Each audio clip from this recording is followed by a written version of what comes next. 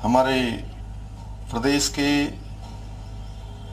संगठन महामंत्री आदरणीय अजय जी, संचालन करने वाले प्रदेश महामंत्री आदरणीय आदित्य जी, हमारे वरिष्ठ कैबिनेट मंत्री आदरणीय गणेश जोशी जी, आदरणीय धन सिंह रावत जी, आदरणीय रेखा आर्य जी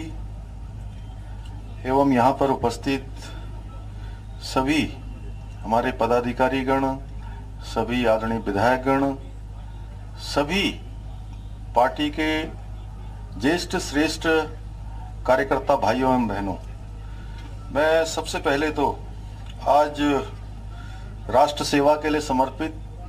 और राष्ट्र निर्माण के लिए संकल्पित विश्व की सबसे बड़ी पार्टी, जिस पार्टी के हम सब सदस्य हैं, आज उसके स्थापना दिवस के अवसर पर आप सभी को बधाई देता हूं, सबको शुभकामनाएं देता हूं। और आज के इस अवसर पर जिन सबका नाम आदरणीय महेंद्र भट्ट जी ने लिया, उनके साथ अपने को संबद्ध करते हुए, चूंकि समय कम है, अभी आदरणीय राष्ट्रीय अध्यक्ष जी का और प्रधानमंत्री जी का उद्बोधन हम सबको प्राप्त होना है। ऐसे सभी महानुभाव, महान आत्माएं, जिन्होंने पार्टी को खड़ा करने पर स्वयं को तिल तिल जलाकर भाजपा को बटपक्ष बनाने का काम किया, ऐसे सभी महापुरुषों को भी मैं आज के इस अवसर पर नमन करता हूं। आज बड़े सौभाग्य की बात है कि भाजपा स्थापना दिवस के साथ ही भगवान बजरंगबली जी का भी जन्मोत्सव है। मैं इस अवसर पर आप सभी को हनुमान जयंती की भी बहुत शुभकामनाएं देता हूं। और बजरंगबली जी, जो कि साक्षात इस कलयुग के भगवान हैं, सबसे पहले अगर किसी के यहाँ सुनवाई होती है तो हनुमान जी के यहाँ होती है, बजरंगबली जी के यहाँ होती है। उनकी कृपा हम सब पर बनी रहे, हमारे प्रदेश पर बनी रहे, हमारे सभी लोगों पर बनी रहे। सभी प्रकार के जितने भी दुख है, दरिद्र है, विघ्न बाधाएं हैं, सब दूर हों, सभी स्वस्थ हों, प्रदेश आगे बढ़े,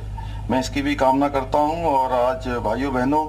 मोदी जी के नेतृत्व में भाजपा निरंतर सेवा भाव से राष्ट्र कल्याण की ओर अग्रसर है। और भाजपा की ये 6 अप्रैल 1980 से लेकर आज तक की जो यात्रा है, ये यात्रा राष्ट्र सेवा, राष्ट्र उत्थान, राष्ट्रीय पुनर्निर्माण की यात्रा रही है। इस लंबे कालखंड में अनेकों निर्णय हम सबके सामने हुए हैं। ये हमारा सौभाग्य है कि हम ऐसे संगठन के सदस्य हैं जिसके लिए सबसे पहले राष्ट्र प्रथम है, संगठन द्वितीय है और व्यक्ति अंतिम है। अन्य पार्टियों में और हमारी पार्टी में एक अंतर है कि कार्यकर्ता वहां भी होते हैं, वहां भी पदाधिकारी होते हैं, वहां भी चुनाव के लिए तमाम प्रकार के मुद्दे होते हैं। उनमें और हम में जो अंतर है, जब से जनसंघ बना, जब से भारतीय जनता पार्टी बनी, कि भारतीय जनता पार्टी के लाखों करोड़ों कार्यकर्ता एक ध्येय लेकर कि हमारे विचार को मजबूत करना है, भारत को परम वैभव तक पहुंचाना है, उसके लिए निस्वार्थ भावना से काम करते हैं। आज के इस महान अवसर पर देश की महान विभूतियों में से एक डॉक्टर श्यामा प्रसाद मुखर्जी एवं पंडित दीनदयाल जी का मैं स्मरण करता हूं, उनको नमन करता हूं कि उन्होंने राष्ट्रोदय और अंत्योदय का जो परम कर्तव्य मानते हुए भारत की राजनीति में जनसंघ रूपी एक ऐसा पौधा रोपा, जो आज भारतीय ही नहीं, केवल भारत की ही पार्टी, सबसे बड़ी पार्टी नहीं, बल्कि हम विश्व की सबसे बड़ी राजनीतिक पार्टी बन गए। आजादी के बाद देश के अंदर कांग्रेस की सरकार बनी थी, हम सब जानते हैं। लेकिन ऐसा समाज जो वंचित था, छूट गया था, पिछड़ गया था, गरीबी में जी रहा था, उसको कभी भी आगे लाने का काम नहीं हुआ। ये भली भांति हम जाते हैं, देश की आजादी के बाद लगातार 55 सालों तक, 60 सालों तक इस देश के अंदर एक ही पार्टी का शासन रहा, एक ही परिवार का शासन रहा। और इन सब की हितों की रक्षा करने के लिए उस समय हमारे आदरणीय श्यामा प्रसाद मुखर्जी ने अनुभव किया कि कांग्रेस की ये नीतियां लोकतंत्र के लिए ठीक नहीं है और सहायता, शासन और सरकार समाज के अंतिम छोर तक पहुंचना चाहिए। अंतिम व्यक्ति तक तब तक नहीं पहुंचेगी जब तक इस प्रकार का संगठन नहीं होगा, इस प्रकार की सोच नहीं होगी, इस प्रकार का एक लोगों को जागरूक करने का अभियान नहीं होगा, उसको आगे बढ़ाते हुए ये सब काम हुआ। और श्यामा प्रसाद मुखर्जी ने वर्ष 1951 में इसके लिए जनसंघ की स्थापना की, जिसका चुनाव चिन्ह दीपक था। उसका एकमात्र लक्ष्य देश के सामान्य जीवन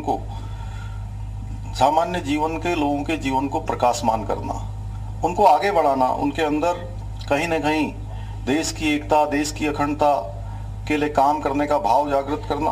और आज जो मोदी जी के नेतृत्व में कश्मीर के अंदर धारा 370 समाप्त करने का जो ऐतिहासिक निर्णय देश की आज़ादी के इतने बड़े कालखंड के बाद लिया गया, वह सोच भी डॉक्टर श्यामा प्रसाद मुखर्जी की थी। और जम्मू कश्मीर भारत का पूर्ण रूप से अभिन्न अंग बने, इसके लिए उन्होंने उस समय एक नारा बुलंद किया था। हम सब लोग जानते हैं कि देश के अंदर एक देश में दो निशान, एक देश में दो प्रधान और एक देश में दो विधान नहीं चलेंगे। इन सब को समाप्त करने का काम आदरणीय मोदी जी के नेतृत्व में हुआ है। मैं आदरणीय मोदी जी का अभिनंदन भी करना चाहता हूं इस अवसर पर कि जिसके लिए हजारों लाखों कार्यकर्ताओं ने अपने को खपाने का काम किया,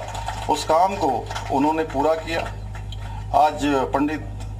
दीनदयाल उपाध्याय जी के रूप में भी उस समय जनसंघ के समय में हमें एक मनीषी प्राप्त हुए, जिन्होंने एकात्म मानववाद का सिद्धांत हम सबके सामने रखा। इन्हीं विभूतियों द्वारा भारत की राजनीति में जनसंघ के रूप में जलाया गया दीपक आज गगनदीप की भांति तेजोमय हो रहा है और उसका प्रकाश संपूर्ण भारत के अंदर और संपूर्ण दुनिया के अंदर जा रहा है। 6 अप्रैल 1980 को भारतीय जनता पार्टी अस्तित्व में आई और स्वर्गीय अटल बिहारी वाजपेयी जी ने पार्टी के प्रथम अधिवेशन में कहा था कि अंधेरा छंटेगा, सूरज निकलेगा और कमल खिलेगा। और आज हम उसी पल देश के पुनः उसी समय देश को विश्व गुरु बनने का जो मार्ग था वो अटल जी के द्वारा अपने इन शब्दों से प्रशस्त हो गया था। अटल जी के शब्द पूर्ण रूप से आज सत्य साबित हो रहे हैं और देश के एक बड़े भाग पर आज जन संतुष्टि का कमल खिलखिला रहा है। मित्रों, भारतीय जनता पार्टी की जो यात्रा है ये बहुत संघर्षपूर्ण यात्रा रही है। आप सबको स्मरण होगा, हम भी छोटे थे तब हम लोगों ने देखा कि 1984 का जब चुनाव हुआ, जब पार्टी को देश में केवल 2 सीटें हासिल हुई थी। और अभी महेंद्र जी ने बड़े विस्तार से सब चीजों को रखा है, हो गया टाइम। आज जो दल विपक्ष में है उस समय वो भारतीय जनता पार्टी पर हंसते थे, व्यंग करते थे, लेकिन आज पार्टी का अटक से कटक तक और लद्दाख से कन्याकुमारी तक जो प्रभाव है, जिस प्रकार से आज हर जगह भारतीय जनता पार्टी किसी न किसी रूप में संपूर्ण देश के अंदर, चाहे वो पूर्वोत्तर के राज्य हों, चाहे दक्षिण के राज्य हों, चाहे कोई हो, अटक से लेकर कटक तक, कश्मीर से लेकर कन्याकुमारी तक, जिस प्रकार से भारतीय जनता पार्टी का कमल हर जगह खिल रहा है, तो